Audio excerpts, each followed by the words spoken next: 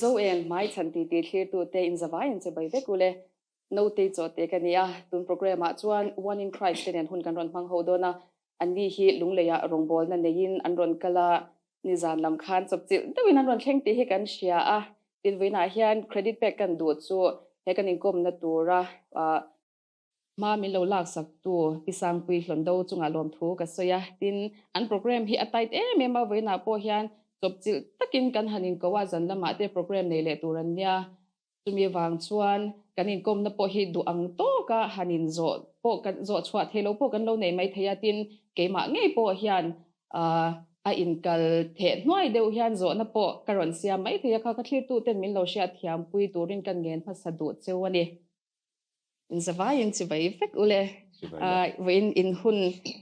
chep takara hun minon siam theya in chunga LAWMTHU ma sa in kan soile ni ro se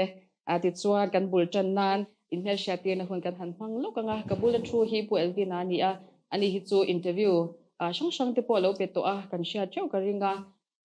hemi one in Christ din tu hi ani a leader ni lai me kan ni boka maro chu abulmin han tran sak shim sela ti chuan adote in a in do dance khanin in hing veng le hemi grupa in part sakte kha khonga yemin han soi sak zel thei ula hi elvin lo ruat fela kania apa republica kan khosame ka tuan a group anga hi chuan atenor ka sani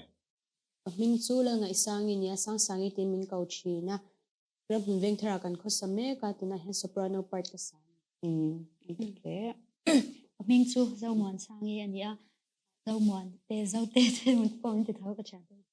chuan khumtung khwa kan nia tuna hian veng hluya kan se me kani chuan grupa hian in tenor part ka sani ke hi lalthan zami ren thlei kania zam te min kauchina rawnam veng thar aizola kan khosame ka tuna hian soprano part ka sani kaming hi kele biak nungi ni a bi te tin kawa mual pheng khwa kan ni a tuna han chaltlang aizola kan khosame ka he grupa hian in soprano part ka sani min chu arlan nun feli ni a felti min coachina am venga kan khosa a grupa hian alto part ka sa ke hi lalchan hi mi kan ni a vaivakon aizol vaivakon a kan khosame ka chuan kan grupa hian soprano part ka same kan ni ade ati chuan kan hanin zo tan kha mop mayanga zona tam zo khi puelvi na hian mi ron chan sak mayanga akara member te po zona kan ron siam thowanga maro chu atam zo ka ma ina mi ron chan do na wang hianin thlir tu te po in min lo shi thiam ola heta ya an thu ve reng si anga tinge ti kha lo om theya maro chu leader ani angin ama a hian za chana tam tak min pek thei zo karina wangin ama zil hianin zona tam zo khi karon pedon ani ti kha kan soi masale lok tu ani ti chuan pu elvina thil dang dei kan zo te ang che tuna aizola khosa cheng me ki ni a kalo sha dan hian lungleila ma te po hian ni lo khosa ve rek to chin ni ka sha kho kain engti khun lai ve te khan nge tlampang lungleila ma te hian i lo oma engti in nge ti kha khonga yin min shil theyam le kum ni karon om ve kum sang ni bangale chang ni paruk kum khan kimi lunglei government higher secondary school akeni kal re class 12 ka zir rani chu kum khat ka zir re ti chuan kum ni ang vel ka omani chu kum ni don vel chu ti chuan kan lun ngal por te ang vein kan inkom na tur hi group anga kan inkom na tur te ni sia hemi group one in Christ idin jan kum hi kum sang ni le som pakhat ni in ka sha tro ka rings ka sha swal lo tro chuan hemi idin jan chan dan hi kim chang takin min shil theyang em nia athui du ang reng khop maya pathia dina min ko na mun hi lung lei hi nia so so fo thina enga mo min kom na le ka article than khat lo mu chonin an train karinga e kan soi ta kan khan hi lai mun a hen le kha zirin karon oma tum khat chu achip chiar jong jok chona thui tu mai theya kimi sabji bazar lu thak na chan mari a khianin Sunday chuna kan thut line nu pathum hian min kal pel thei tlat lawai khom wang hian ta chuanin olaya khan kanin chai ni deu gar mayan pathum nan khan ti chuanin min chel beta min tong trai saka chuanin tlangwal du lo mala nakin huna hi chuanin pathian rong hi la bol don tho ni tia ti chuanin ti khanin hunan kal zela kha tong trai na kha pathian in malasom te poning atin ka chunga khonga ina te polan tira ti hian tun hun hi kan thleng chho ta kha nia ti chuanin ai zola ma ten na thok ten kan oma school ate kan thoka tikhan Christ King Higher Secondary ka tholai khanin ka school no pangte devotion ka man pui thin ten ang khanin yang khanin kum isoi ta kan han kum sang ni som pakhat October ni som ni pani khanin one in Christ pathian in min peveas ka school no pang hoten ani na taka jon bul kan chana ni chu ti chuan I Bible chang in ha na hi khongai hei hi pathian atanga idon ani ti achia nga hei hi engtia hemi idon lai hian nangma engtinge a thodan hi khongai min han shil tin kami in Bible chang in ha na kha thil tu ten an lo sha theina ta min han soi sak kokla nia ke ma hrim hrim hi ka pian thar that ma point hei ko ran kan tam lu tuk te hi ka vei ve thina ni chu lali su a chon pum khat kan ni sia ti hi ka thil no hin a ri ring ve thina me ma chu tiang awang chon a minga po hianin one in Christ kan ti na chan hi ni ta ele hi chon ko ran sang sang a hian nge niang loi ma ila nakina van ram kan thlen huna chon ang khan vek lali su a mu hi chung kan ni don tho tho ti kha ania tin ko ran sang sang a loi doctrine sang sang nei ni mai la lali su mangai na le kan ta na tor na hi chu in lung rual takin kan hril za thei ni ti kha karil ru a hianin ka thin lu a hianin a ri ring ve mema chu mi den chan chon one in Christ ti hi din ania tin khan tia kan pian thar chho ta ka khanin chan chin tha hril te hi ka thin lu a hin a ri ring ve mema chu wang chonin pathian in amin polna marka bum som paruk chang som panga khawvel zong zong a kalula thil siam tin rek te na chan chin tha hril ro ti kha khami kha a group mo to tan po kan mang so ngal ta ni chu ati chuan tu na I ron soina enga tang khan member te po hi caution sang sang atanga ron tel lang te po hi anni em nge le in rong bol ni chu caution sang sang a po in kala a caution zong lo po in kal chuak tho ma ro chu a member bi ka po hian kan ti te ang tu na member chaw ni lawa hian member in lo nei to zong zong a po hian caution sang sang mi hi I som thinim chu kan din tran tir kum bul lam panga kha chuanin ko ran sang sang tangin member hi kan la khom ve ma se thila lo hang ta khop maya tu te mo en kol le sponsor ang kha kan ni lo wang te hianin a le lama chongmoi lo ni lo se ko ran le nga mo chalai pol tan pona ngai poi mo lu tu kha kan har ve ri ni chu khang tiang ani wang kan har san na kha kan to patin rong bol na ko nga le biakina hun kan man da na po kha na lo in an lo la sat lu tu ko wang kha ni thil ti ho kha har chho ta re me a entina kanin khom hun ang lo te ele engin ma sang khang tiang ani wang khanin mo phuna ne lo nei te kan lo ni ve wang khanin ti khanin a sang sang kha chun kan clean ta lo de khan kan thria ti chuanin ke mani ko ran bik Presbyterian yanin kan kal chho ta na kum sang ni ngo ko ran sang sang kan la khom kha chu arei vak lo a san chu kan clean lo awang khanin kan kalpui thailo khani tampera ma se kan thu pui ke na hi soita kan khanin ko ran zong zong huwa pani wang hian ko ran sang sang hian kan kal na sa ve ei lung lei pe hi chu kan ron kal ve ne to baptist ko ran te na min du saka min som na zel hi ni a yek chuanin kan ko ran nga tak pe hi chuanin kumin hi tuna rong bol na kan hun hi kan voi khat kal na chawani ni chu ti chuan member lampang boka khan kan zot le chenga member I thlan dan hi ka she chiang chak engtiang in nge ati rai bultan na a chuan students te chang nen chang kopin ti khanin han tia tu hnu zelah hian member sang sang te an lo om ta a khan tiang a khan ei nangma va mel shat chang in ko shan chunga mi anga I va mel shat chang nge mi ka changa enge zai thiam an ni ti te lo sha ta khatiang khan I thlan chin dan hi ka she chiang chak kan hun masalam kha chuanin tia zai thiam kan han zon hianin audition te kha kan nei tir thlap kan china studio non zaya tiang chuanin Rawngbawlna mani se zai thiam an ni ve kha nga ya khalai kan audition ten ron ne ron zai thlap chaw patia kan lo ending ve china ma se hun lo ka zela engkim ma hi lo chang kang chho to a 3k te a k 3p te engkim a thalai polian YouTube channel hi kan nei vek to ti nga khanin an za hi a raw file tak tak ngai thak tur tam tak hi om to wa hianin members on na po hi ti all some ve dewa chu tinga kan du zong an lo omani chuanin tiang khanin abran soi tu te kan wa be mai thin ta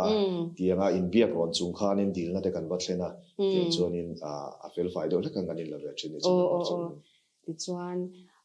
member hi engzat inding tira tang hian member hi sang sang hi hei kan lo mu thina mel sang sang hi an ron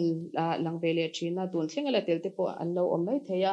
tin member in nei to zong zong za thi enge member te hi ngati ngen thak chi a in thak chin ti le member hi engzat nge hemi one in Christ a hian lo telve to ti hi min shil theyangin aza che han soi mai har ka ti dewa ma se somli chu kan la tim lo hret in kan ring dewa tiang borvel chu ni ka ria somli kan la tim lo hret mai thei tin member in thak ti kha hun masala ma kha chuan ale lama chuan mi hriat kan hlo lu tuk lo wa khan member han chel nge te ka har ve khop mai ma se ka pathian khongai na kan donga ti mi hriat kan han hlo chho nu kha chuan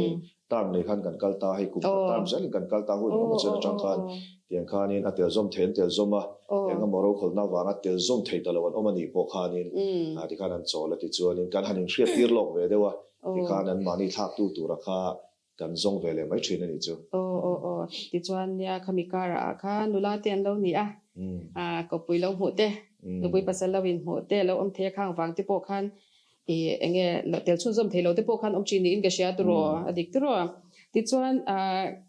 member hawa hian kan zot vele te ang kabula puelvina bula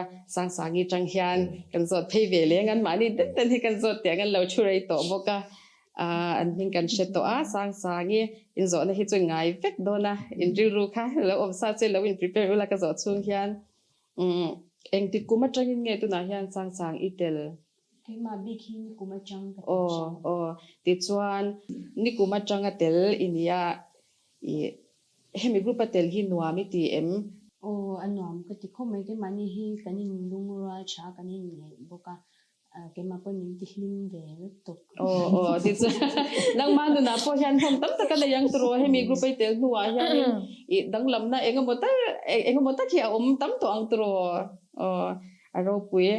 chanchu zaya Rawngbawlna mun sang kal chhuakin ni enge hlim hlop thil anga kal in ni lova chu wang chuan nang mani nun po hi avon puih em cheu kalo ring ve to pani ti chuan dot le chuan za zomwani tro ole kanin merchat pe khatna ni bokan ming po hi kala she chiang dom bik lu tuk lawa min lo she thiam ola zomwani kan zot vele anga ani hi engti kuma changa tel nge ini kema hi kum sang hi som pakwa lo vere vele to ve tro nang chu ni le kan zole du te chu hemin Rawngbawlna itel do na hian enge nang ma iri ruwa thil thoka omem e chu college kalu third semester kan khan ka zai pui nu hi mani khaisa tel chin han ta him hi kum tir rim pang ani me the kha kan zai ho chang khanin well vente khalo ko hu ve dewa chanin se ze blo chanin atira kha chanin warning Christ kha an ha de chu kangai thalo tukta ma se hetiang tak hian an local chin ti ga shelo ma se he kan bu chila kan han zai ve tha cha chu khat mi hunak ka ngai to na te ha ka in tha shung le chi ka pa ni na khanin soya easier like te ati boyange ti khan min ti ve na sa ma po khan ka in tha shung hang reng lu to ka kan ka in ngai to are ve chan chu zir lai te kha lo poi mo ve sia se ka lut lo wang ti ka lau khop mai tu na cha ti chuan dot le khan bi te i zam zo kanya mi po kha eng ti kuma changa tel nge ti kha ko ngai min ha se sa pele ke kum sang ni sum ni pale nang po lo re vele de hlek to ti chuan tuna ka zo na ang tho khan itel hi ma hianin iri ruwa enge lo oma itel chan tak ti mayang khamin han shil vele theyang enga ama sabera chanin hey ul vinen ron biak hian ron biak lai hian champhaya ka ute hi an china ka awmpui lai ania chanin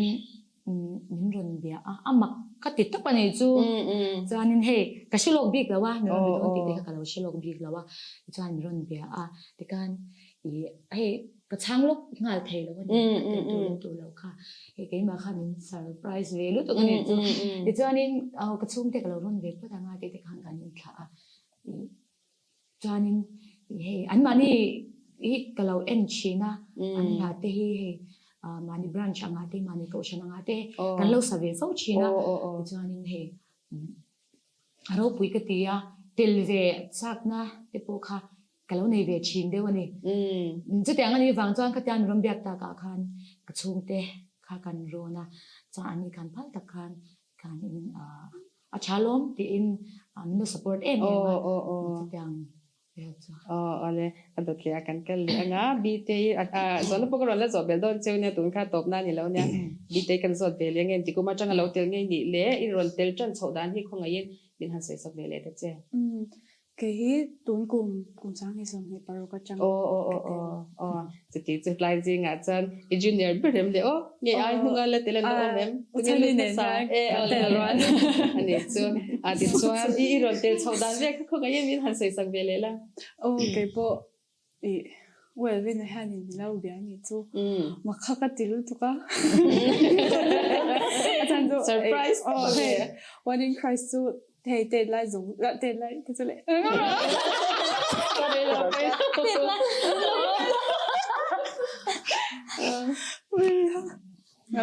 sẽ trả lại well when I had in lâu bia anh chú ui mà khắc cái tilu pa cái mà one in Christ cái lâu ngay sang sa tốt này anh hay thì là bây giờ nên bất thiên này hay làm thứ thế sao vậy vậy thì hay thành cho ngay sang thì hay ngay sang over ăn khá là nhiều thì hayแล้วแต่จากตัวได้ถึงในตัวăn khá là nhiềuจะcho anh thì khán chungได้การหันร้อนนะคือพอapa khacha nin rongbawlna le zirnai kal kop thiam chuan chu te khati ang khang ni anu po han adu to pani chuan khaisi tero khata thấy tu cái đó ta chu ni chau mấy cái mà bộ hay tha rau la ma te na sa ta cái lok pha hay cái mà bộ dài la ma te na sa ta cái improve pha chat to chuan ko kan zo zum lo ten chu tu na han zelah ila ni tu ro mi da ka zelah la omem ka zo tel lo chen chin na khan mi dang kha chu nok to la ma chen ni mo bi te cha zelah ni mo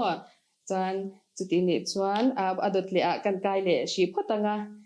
a feli tu na ka zo ang cha khan engtik kuma tanga tel nge ni le ron tel chodang kha khonga yin min han shi ve le ta che okay hi sang mi som mi pali kum atang khan katila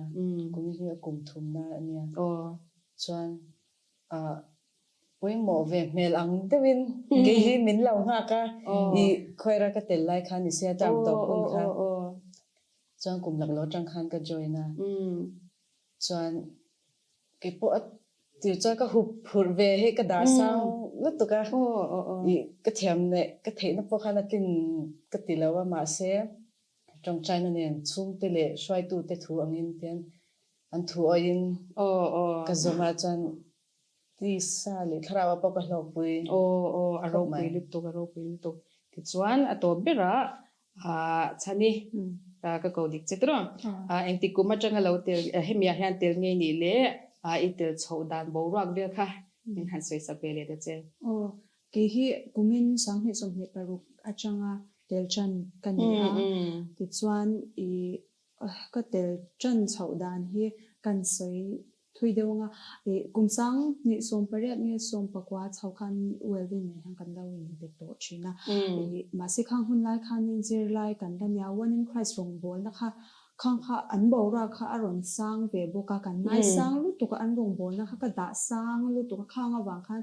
zir lai kan ni wang khan in tin don hang kan in she se lawa khanga kha ta khan in kan han tel lo puta zir lai kan ni wang awang khan tin chumo chuan kumakal zelah tian kumina nilo nikum chawa khan min le ta kan bele ta khata khani he hi chu pathianin ti tura min ti anyang katya tlinglo in ti tak chungin katel chawa enge karir ruwa thodan ta ka hi chu ka soi thiam lo rawpui katya pathianin he ai na sa zo ka zaya min shwai du chuanin ite ka sai thian tan engkim kha impact ki kwam chang khanya he ma ka lo chong chai chin da po pathian he na po mi angin zai thiam lo ma ela nangma faka ti kong zong po a Rawngbawlna na tur hi chu min mu tir ve ro ti te han ka dir chin ni chu tu na hianin tyang hi kan ni ta rawpui chuanin anwam ka tia kan group hi enge a tharau lam zum tak pon anwa ma chuan hei member pui te hi lo in ti thei vak lo se anri ru hi a chat pa anri ru angil to pani chu ru anri ru shi sela an bula hi anwa top ani mai chu poi mo tin kan zole du chu pakhat chu a rem chan da ni tu ma ber ka min han cha gula kumla ma hian in rual tlang hlom via wem bi te chu min no pak de don ti chu ka sa abak chin zong kha kumla ma hin rual tlang via tu ro ti ti soi lo ma ila bi te ne ha kum so min ganin har kits ka ron ti chen chu han ti ti eng mo han o khom cha nga pu ti ti in rual de hiom ve the ne in rual lo lu tuk te ko om ve the tho boka chu mi lai chang ka ron sot ka mai chu ni tin zo mani member lo om re ber ton ya thil pakhat kan zot luk teng ma hamin lo chang mai se I in chena chungchang hian tu mani strict deuh hi omin ka sia adi kem in rules eng mani ho hi omin ka sia strict deuh hi omin ka sia khong in min han sei zau sakte pathian zara nya wa min chu a strict thaw ma se hey tinge nge ru chu tan hey ati mai lo ni chu le chuanin member te po hi chu tianga hey in chei du lu tu kutin te han mai chaka I han hoi dum vak khat chiang chi ha kan vak lang ni ka sha hey member la ka po alo film khurang thau khan mo samrong lama te po chan han dang lam big lu tu nia han strict deuh ti a khan amo nai tur zo ka in fuina ang chi khan ya ka ron ti chu mo a charo pui chan chu ni Rawngbawlna thila hi chuanin mi thil lo thit ma du china kha apoi mo lu tu ka nei chu kan landana te hianin apoi mo ber lo kan ti rual hian mi na min lo thlir dan chu kan landan bo ki lo ni le china machine lo ni na mo chuan tin aro pui ka ti bok chu zirlai te ni chunga in Rawngbawlna hi leader soi to ang khan mi sponsor te akalin lo ni lem lo na ma ni in pumpek na tak tak atanga Rawngbawlna chuak chin in ni kha aro pui ka ti ni chu angmani chalai pui te po in hei hi chu engen mani ya pon hong that tak lo nei thei ka be se yani ti chuan puel vina kan zot chhole anga hla I zai te in ko khoma har thu isoya la in zir hian engtiang in nge hun in man chin dan entinan enge tongcha in bulchana ti te khatia ang zong zong a kha klema chip char deu khan in kalpui dan big in nei chin em ti kha ka shi chiang cha hey tunlai chana chonin khawvel chang kang chho zela ti to mela me chia pon lir thei kan khawvel fir fer vek to khang tiang ni wang khanin mun la tak tak hi om lu tuk thei to lo ve dewa tiang te chu ol samna le rem chana kan lei ve zela tiang yen in la zir te po tu na nga te chun ai nge ni a ol sam ve to ang reng khop me ya mani lir thei te kan nei ve fir fer lo ma tiang chun han kal kho mi su thil har sa ni lem lo ba kar khata hian chum hi kan zira thole zan le tin ni lai thotran zan hian enge mo apoi mo thila ron tla jepa intinan branch committee ang te lo mani chuanin tiang khan zir to pa kan han son chang te om vele thina tiang choni kan zir tran dana hei tran tu te hi kan hanin ruat ve a tiang chona chula ni chon ke ma hian sharing te kan nei ma sa zir tran na hun kan mangatin kan la zir zo hian in chong trai rol na kan mang trina tiang a chon chong trai pui ngai te kan tho khoma kan thria tang kan Rawngbawl pui te kan chung le khat te le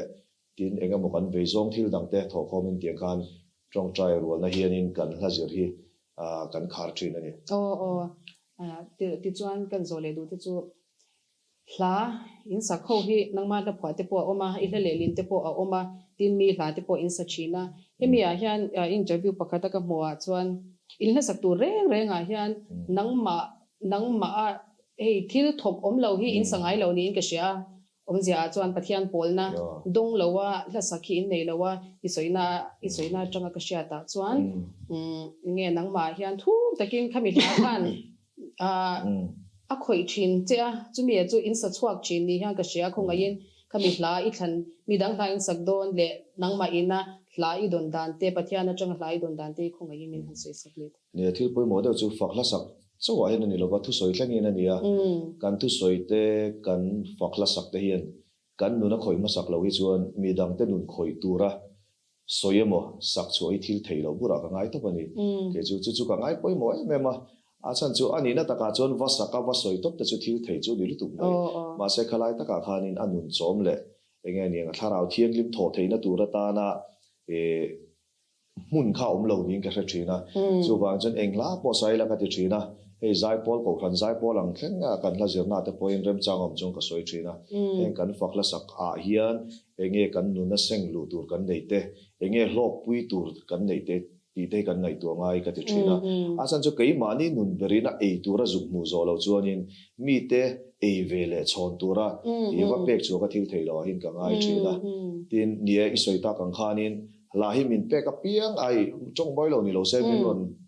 share tu te chunga po hianin LAWMTHU ZOEN tu tam takan ne chu ti rolin azong azami mai za wa wasak tu mang chi kha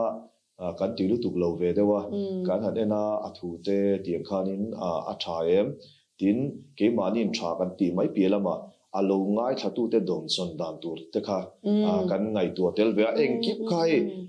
akipa coin a thadiek di khan kan ti vek the ka ti na lampang ni lovin ma se ke mani na kan lo en dik ve thei na china te khang ti khana thatur nia kan ngai a hei chu enge ning pathian pon mangang kan ti ve thei turang chi tin ke ma nge pon ka lok puyang ka member te pon an lok puyang ti turang chi kha chu thei patop zon kan clip film ve thin a than ko nga khan mo chuan kan ti le dai te ang tun jum lung lein ron kala hian eng Rawngbawlna chimin nge in ron kal tuna hianin ki lunglei vengai presbyterian conference hianin masi sangeti area mid voice of pangana chu an khenga chumi mangtur chuan kan ron kala tin chumi mai piela ma chon hei lunglei electric veng presbyterian conference hian zanina hianin Rawngbawlna kan nei chun chom vele don bokani chu ti chuan lunglei hian voi engemaw za chu kan local toi tiang chinai soya khan lungleya in ron kal to na Rawngbawlna in ron nei to na hun te kha a zong zong chu thei lawanga engemaw tlang pui zol zol ang kha khoi hun khoi venga khoi ko chana nge ti khamin han alang sar deu bi khan soi mai thailand ye ek lo zong zong kha chu so kan ron kal to na tlema chin chi atlak deu ka ti chu kimi chan mari baptist ko khana khianin an jubilee khan kan ron kala ti chuan nikum masa khan kimi serkona khian kan ron kal le a ti chuanin milo du sa khop mai ke ta pe chuanin anuam kan te khop mai kimi a headquarter ta ki min fan puya ti khanin museum zong zong te na kan to min to puya anuam kan te ko chu chu enge niang apoi lo azong zong kha chu a chop chil box sia keng ma kan zo na tu te kan shil lok man lem box si lo wa chu bang chuan apoi lo nga yang tu na kha chuan ti chuan sam zami kan zo tiang lo phu deu zu ka lo an lo mu chwa don man chin ka sha he tan pakhata ya lo tong ti le ol deu chin box sia ti chuan china khanin kan zo ta kha strict deu te no mem te ka tia in hla zir hi eng tianga zinging nge kar khat chungin chu ti tiang kha tiang chu tiang chi te mo thla khat chungin chu mi khami tiang kha a bor ve soi tur min ha sei sa ke che well when so yang khanin kar khata hian voi ni hi kan zirta entinan program te kan lo nga deu chang hi chuanin ha zir man lo hi kan nei chin ha zir man lo tok zan te po kan nei china chuanin a tha ang chuan chu kar khata voi ni a tha ang tak chuan a bor vel han kar khata voi ni chuan thla khata a chuan in voi riat vel ni le mai ni le arsenal in kheza na thain zir ngai ye imo kan soilok khata soya chu hey kan she changa nga in ker en chin chuan arsenal fan ru lut to kan ni program te kan lo nei jana nga te po hian in khel chang te lo nei chin ta ma se wel ven hi fak om to pa aru lut to te kan sia ma se min hey in khom ban vel hianin kaushan committee te le he ke ki pisha tu te hianin chính quy in hậu tên này quy chính ta anh khéo tổ thì chứ là dễ hệ hồ mà anh kha tung trắng lâu cái discipline cái thứ hàng cả anh ấy cái cần quy chính anh sẽ ăn chắc lại anh chắc lâu cho biết đâu giải xin để mà ngay chín đấy nhé anh ấy lại lại chỉ riêng coi muốn là tiếng Anh chỉ chín well vina te na ha kan ani na hi chuan ni le in khel om za na a chuan in en pui thap chang te om thi ne kan zir chin tho la a chuan en pui de thap ngai chang de pom do ni mo tro an kan katlai ka chukan du tok le shi photanga a chan chin ka shat kan hai lan du tok ni kha ti chuan kan nin kom ri em lawang tun tum hi chan chu program la nei an nia ka sei to ang khan han chol ha dam te pon lo du ve theya chu wan chu hetla ya ke ni na kan lo po re lu tu khan ati chi lawang kan ti dewa thil pakhat kan soya one in Christ ti hi chuan kan ril ru thil pakhat lo lang thin chu ruan diki mel hi alo lang thin ani veina hian tun tum kan in kom do na po hian kami tha hian ke ma nge po hian kami tha ruan diki hi ron dang le kha la chu one in Christ hian ani po re takha alo tela pathian fakin zai nuamati ema pathian fakalo takalo zai chin kha lo rong lo bol ve to kha ni ani po tuna hetlaya anjinga til thei to lo ma se engamo chen chu ama sha jeng na le ama credit back ve tel zel hi a tha in ka share atin ka share chwal lo chuan social media ma te po hian an mani account sang te po hian le vina account atang te po hian ka lo mu ve a chuan a than te po hi a thi chama hi chuan kum te hi in la to thin ni in ka share a chung te chu khonga in wa diki tun atel tuna injinga tel thei to lo tu apon nang mani ya hian nang ma bi ka kan ti te ang hong tam tak hi anei ka ringa khonga in katla ya khan kan sha thei tur truly ti chin ni ro se enge thil enge mol lu tuk tur soi nuam lo amani chang kha kha chu da tha ila nang ma hong tun thinga la omte le apwala thil in ti chin la omte khonga in min han soi chwa sakte nia hei ruat diki chanchin hi milo zo to ki nom vele thina ruat diki hi kan group atir te tanga tel ni lo ma se sang ni som pathuma ron tela ma se mi tena kan group Rawngbawlna an thriat chho theina tura ta na a pioneer poimo ber pakhada ni ti taila kan soi solin ka ring lova tiang khop chuanin hun le tha zong he group Rawngbawlna ta na peral thak mi khania tiang khanin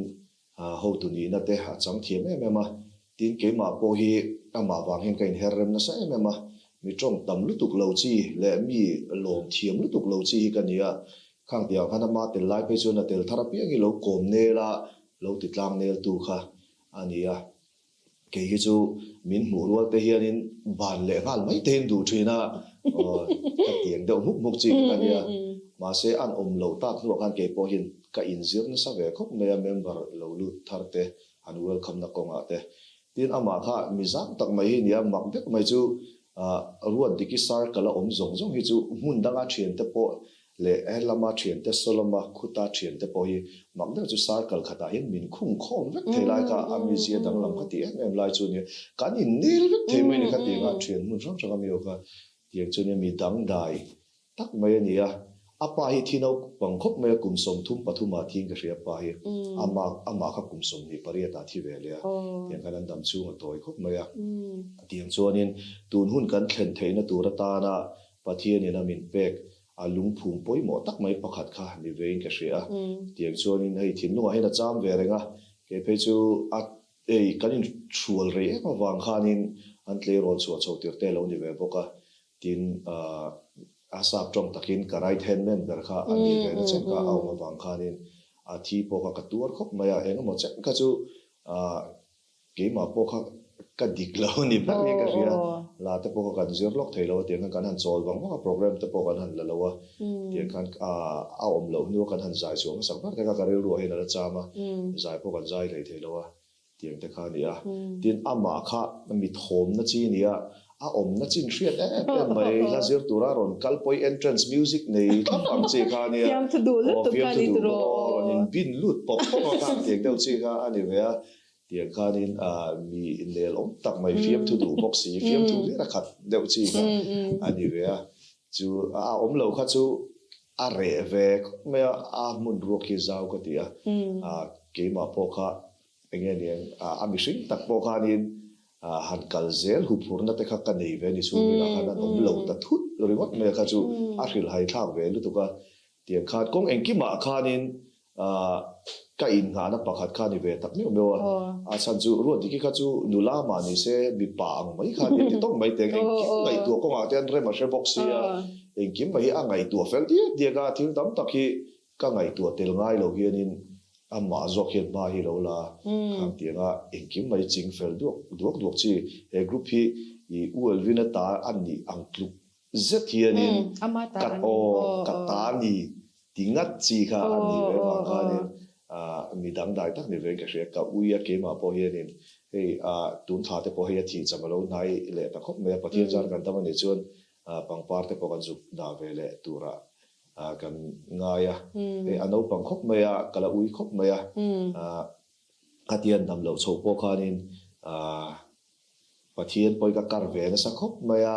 chu khat phei chu kat trong trai lấy vá chắc cả mà ta nhiên đầm đôi nên đi có chuyện tổ bằng lâu cả nên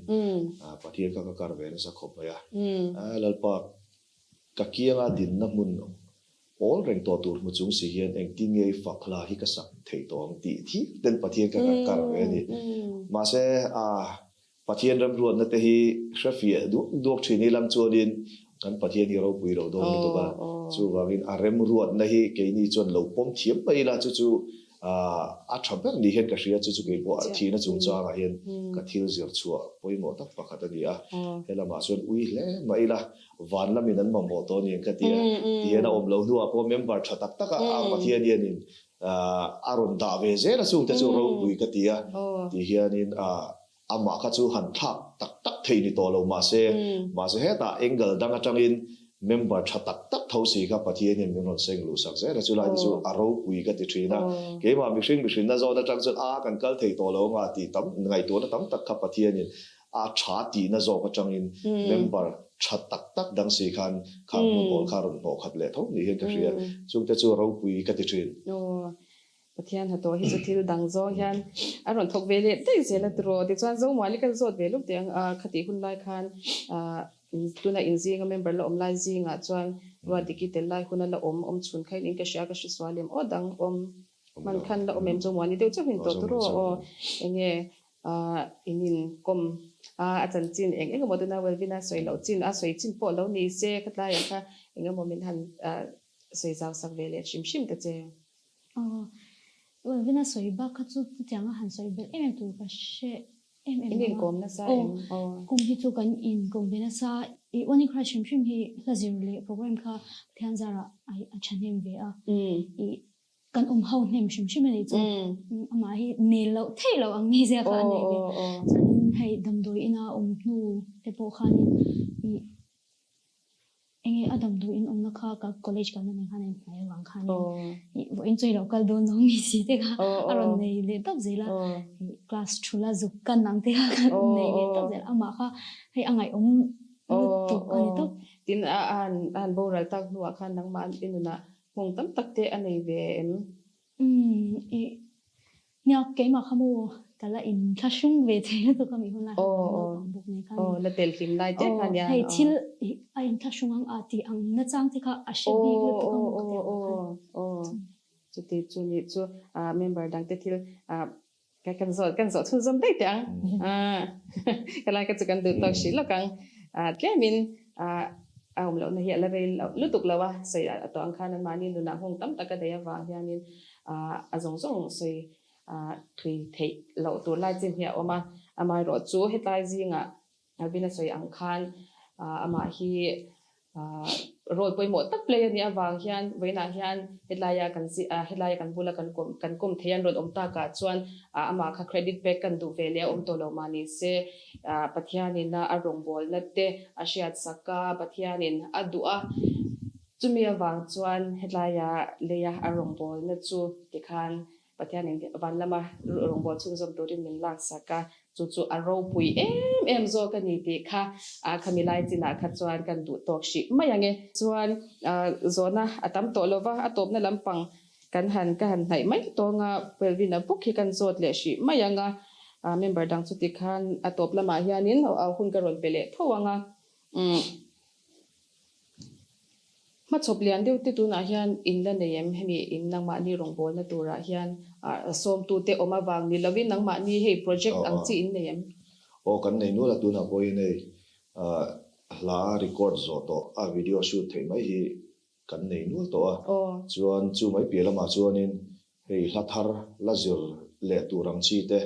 chu tianga nga zir tura chhop chu to ang chi te kan nei nu boka tiang chuan video shoot tura ruam man na te po hi kan siam ve nu to a tin recording studio lampang thlengin tiang kan engagement ka kan siam ve ne to kumin bi ka hian tiang chuan pathian in remati ni chuan kan ti hei keima hi ti tom mai teng ta kuma no bang to lawa a thalai Rawngbawlna lampanga po hi kan chuak nai alo ni to ta tiang ani ba khanin ai ga mo ta khianin min nor tu yom ve ka man po nge deu to a tiang chuanin atam theyang bari pathian in remati ni chuan fakna la te poi siam kan du chung tiang tu chuan kumin ni kum chaw tang khan ma kan la tran ani deu ber to a tiang chuanin pathian in remati ni chuanin atam theyang ber ti tom mai te remati chuan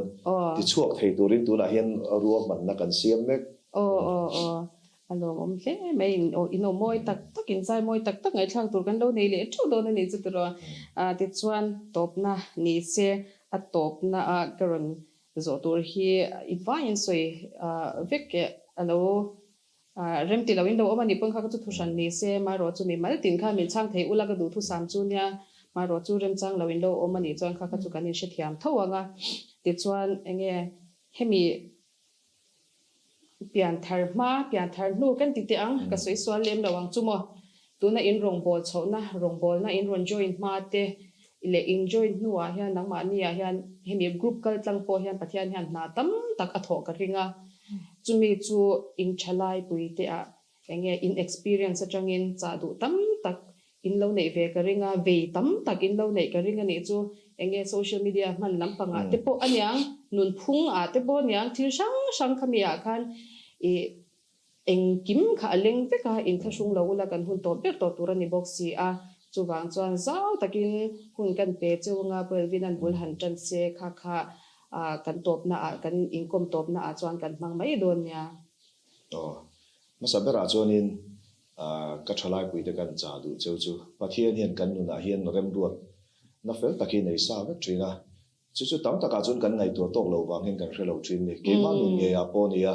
tiang khanin kalo peng bo na sa ve man khop maya kha pathian ina katana rem ruat kha hu fu lei thei lo han kan nun kam ma ni ma se pathian ni tha ka ti hei tunai chun kan thrabe tonga chang kan nei nge nin min ron run ve ze la hei GPS system te kan tia ta chun kan kal du na kan han ko tira kan han kala ma se kan kal na zone ni lo kan kal po khan tur ni lo kan kal po khan khami a system ate khanin ka kal na tur zone a khan hei ka thlen theina turin min her dangram sak ngat thin chu tiang da chu pathian ni na kan nu na kai roi da ni ning ka ria ama du na zone a hian min kal ti ra mi tuma ma se mi hring hian kan du da ni kan da la le ma wang hian in chu mi zone a chung kan kal lui ra thena kan du na ma se pathian ni angil nei ma wang hian min her chok thina ta chuanin a nen hi min her thlen ra mi tum thina chu kan nu na po thil chiang em nin ka ria chu ti rualin pathian ko na o ria ma se ngai sak lo tu ni hi apoi emani ti kha kan soi du a tin panina chuanin tong china zanina po hian pasar bona hian tong china ti soi ka tu wa hei tunlai thalai tam tak te na kan tha tham na sat lutuk thil ni ka hria pathian kan pol tam tok lo wang hian in kan nun hi thamuang lo wa tlan lu na chang thei kan tha to meu lo wa chu wang chuanin kan nun hi abuai thin ni ka hria har sat na ma chon ko nga po tunlai thang thar te kan buai le zualin ka hre thina mak ve de mai chu khawvel thila har sat na kan to lo po hian nun thamuang lo hi om ve the ta pathian omna muna hian thamuan na om thin ni ti te po hi lo hre ta ya chu tiang nei tur chuan pathian ne na in pol tam hi kan ma mo ani ti hi hre ta la chu mi tur chon tong trai nem hi angai ani ti kha thalai te kan cha duwa tin ka ve mai pakha chu hei pathum na kan tinga liberalism hianin kan thalai te nun hi tuna hina ron nek chho meka western lampanga unwok culture te kan copy na sa to a tianga chuanin hei kan soi de ro mai in thasung su mi pat na ko nga te mei chen na ko nga te po tunlai thang thar tam takhin ngai dan nei lo anin mangai chon to kan ni mai lom ti ngai dan pu mai thei te hi kan tam to em ani tin now ti tla kheng in ani mani lo ka ngai sa ne mai Charlie Kirk kan ka pluma ani kha abortion lampang te po do em mai ni ma se kamel riat Rawngbawlna ve chi te nge ya po ni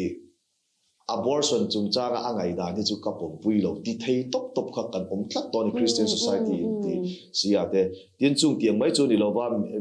nei in angin kop chungchang a po ngai dan nei lo a chen chu anin mangai chu na tok mai lo ti mai thei te hi kan society a hian thralizing a kan tam to em mai ni chung tiang zong a chun malak thar hi kan ngai em a eng ko ran thralai po ni la chu mi hoi zong chun awareness te kan kalpui na sathi angai na sa em in ka hreto kan thralai puite abi kin a no pangzok te ron thang lian tur te hi chung tiang engen awareness ne na kan kai hruai lo chuanin nakina kan mahun tur hi aturu don le ka ria asan chu mizo pe chu extremist kan nia i kan thil ti to lama kal wak chi kan copy wak chi kan ni wang hian tu na hian kan thriat lo hian bu hi a khur mek to ni ti te po hi kan thriat a tha in ka ria tin abikin ka thalai puite Rawngbawlna te abik takina top na bera kan chadu chu pathian tu hriat na ko nga hin kanin tuai thar tamangai kan naw te le har san na tok te an nuna zona om chang thei tu ra ke mani poi kanin buat sai ngai tunlai thalai te chu thiam na kan soita angkhanin technological advancement anasa to em pathian om lo ring mai thein tam to em ani chu tianga chu nan nuna zona ron oma ta chuanin na asap tong chun tian an tia who I believe you cannot reason and tini iso if ya thela so leng wange ka o yang tini tunlai kan chalai khoi tu tam taki kan rama po hen hanin clear taila mi na har sat na minon filta se khamia lo don son dan le a har sat na lo soi pui dan tur thiam si lo tuai tu hi kan tam lu tuk to ni chung tiang zona chonin eng tin nge an har sat na ron thena hi ke ina kalau tekal pui thayang khalaya khanin in buat sai na sathi atharau lampang thila po kan mamoni in ka ria helaya thalai ko fera thalai huai tu ni ringot khat atok lo khatiang lai kan huai te ta na huai tu ni kha kan tling chuang si lo chuanin apoi training ka ria chu vai tu lai har san na tam tak nei an nu na zo na tam tak nei chan na an du ang le an be se anga dong si lo I pathian rin lovat tlak tamai entinan har san na kan hantia po na chungchang ate hian suffering chungchang ate ani tlak pui thin an du angin pathian an han dira an chan na mu mai si lo ang chi te khang tiang te khan an du na bo em thina tin an ezon na le engamo thil zir na ko ate po niang har san na khai dang lo thil ram ram om te chung tianga po chon tlan lu na soi chuana mun hin mamo thina chung tiang lo dong songa pui thei tu rian abik takin thalaya Rawngbawlna puite abikin a hruai tu te hi voina hian chu tiang ang lo te kal theya lo pui thei tur chuanin kanin buat sai na sathia ngaya chu chung te chu voina hian in kan cha ve du chu ni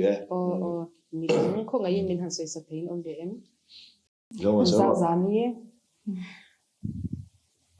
cái chú tiếng Anh Pathian thu lúc tục em hay sao ai phải lo em hoi zo po kan tuần lai chala ya hey love yourself thì ang tam lúc tục hey cái về về tục này chú hey quạt em muốn ăn ngon về ta hey chang thar zok te ti về không lang là hey mà ni in da poi mo big lúc tục na hey cái ni in ti na midang va care vak lo kha tam ka ti ni chu hey kan ril ru ina kan ru thok thok ka chu va ti top tum na ang kha hey follow your heart ti ang top ang kha acha lo ka ti amu chan hey nun hau na po hian ni ka du'a in ti ve khang lang na ai upa za na tak tak ang te jang he lo ka ti lu tu zo ka ve lu tu ka mi lau sha mang u ti apoi mo kha chan chu mi zo chu society noya khatia culture shan nei kan lo ni ya khamia khan kan mi zo ni na achanga po a hoi hom na tlom ngai na kan ti te khami kha kan vong dong reng lo ni chuan thil pui tam taki lo thleng ve theya le mishing na tang po ya kan mishing pui te baza hi atha a kan ai upa tengat phei chu eng muna po engkonga po inza ton hi atha ani ti kha aron sei tu chu ani kan sei pya le lo be ti chuan bite yi sei du nei ve em em lao ka chuan a pili Philly mo chani mo kha enga motel min han sei sak vele ula thil sei thiam em kha chani pe chu jila mo no sei ve ro le lem lo ani chuan kan tu to kanga top na hian enguro pakhatin thil pakhat soi mai ka nei chu atira khan soi om tak kania maro chu kalo thei hil pal hlok maya wena hian soita kan khan helai kan studio non kaldon hian an hun a che be ma kan lo in kan hun man dan tur po hi kan in shil chiang thapman lawa ani cheina hin lo huanga t-shirt nen tok tu na hi chuan an ron kal shia than chu hetia ang deu ru na kan ti do nan lo in ngai lawa wang han 3 2 10 nga ti nge ti zo na lo om theya kha kan soi chian sak lok du ani atira soi om takani amin lo shekhiam don nia ti chuan top na hian hlatam takan lo sa to ama ro chu kan request ve ro ya ka hla du me man lo sak to amangai na alo ni ti khamin sak turin min sak thayang tro kha kan request ve le to panga chumi anjai chuan top kan thar don nia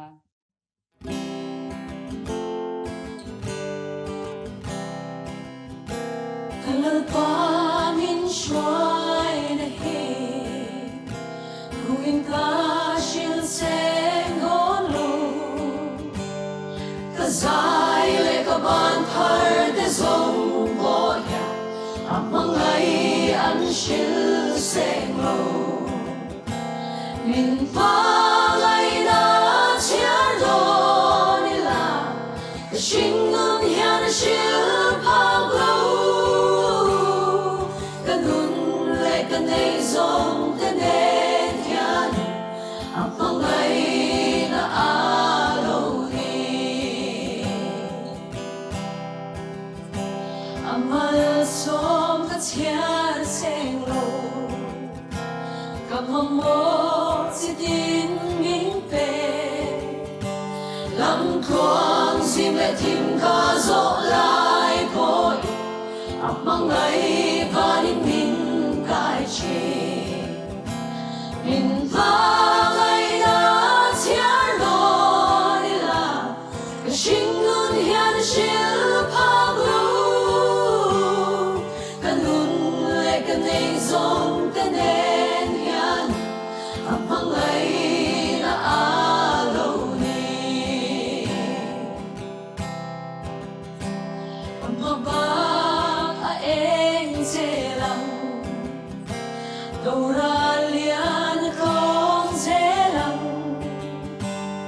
Karin leka beisay te ai sang Min la choy sang zel don si Min palay na tiardonila Shingun hian shil paglu Kanun leka nay zong tanen amangay na alaw ni ole khati zong kha tun chum mai chan ti tia one in Christ ne na hun kan ron phan thei ga chu ni